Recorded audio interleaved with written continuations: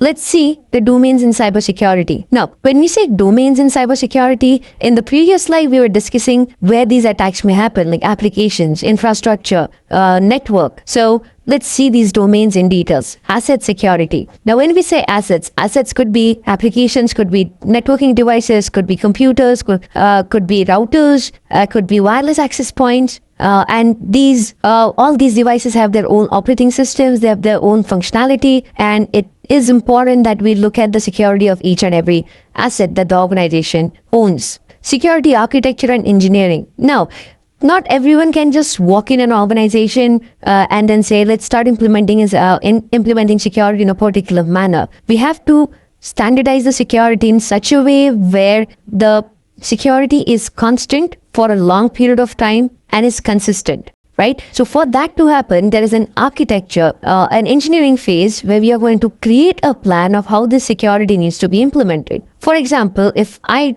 determine to install a particular antivirus, I have to ensure that the same antivirus is installed on all the systems in the organization. I cannot have different kind of antiviruses installed that do not talk to each other or do not report properly to the proper owner. So we have to create policies, procedures, and we have to implement them in a standardized manner for our security to work properly. Communication and network security. Now, with cloud computing coming in and hybrid clouds happening, where you got a deployment of a physical infrastructure talking to something that is on the cloud, let's say AWS or Microsoft Azure, right? And data flows are happening globally these days. You have to be very careful how these data are going to be transmitted across the network. Thus, you have to create those paths and ensure that those paths are monitored properly, are regulated properly, and do not have any data leakages. Similarly, identity and access management. Who is accessing my data? Are they authorized to access my data? And if yes,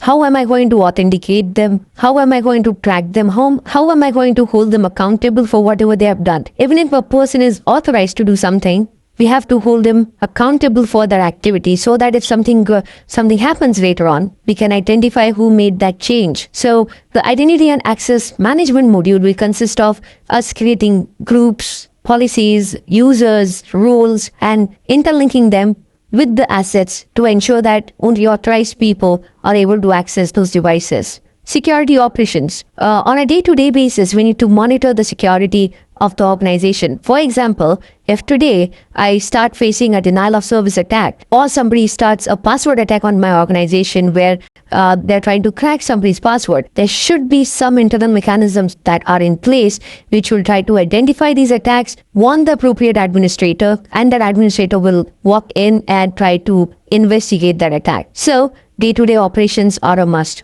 Security assessment and testing. Now that we all have these mechanisms in place, are they going to remain constant for the rest of our lives? No. IT is an ever-evolving scenario. So we need to assess and test our security controls on a regular basis to ensure that there are no gaps left. What I configure today may be irrelevant tomorrow. So I have to constantly keep on looking at the latest security trends, the latest vulnerabilities that are being identified, the patches that are being installed, and I have to compare my infrastructure to all of these to see that I am compliant with the latest security standards. Software development security. So, if you're an organization who's developing software and who's going to sell that software to end users, security becomes a huge part because the end user or the buyer, if it's an organization, is going to ask what kind of security testing was done in their application. So that brings us to a software development life cycle, which talks about how you're going to create that code, how you're going to test that code, ensure that the code is secure enough. So you need to follow secure coding practices, and you're going to test the software over and over again till you're satisfied with the outcome.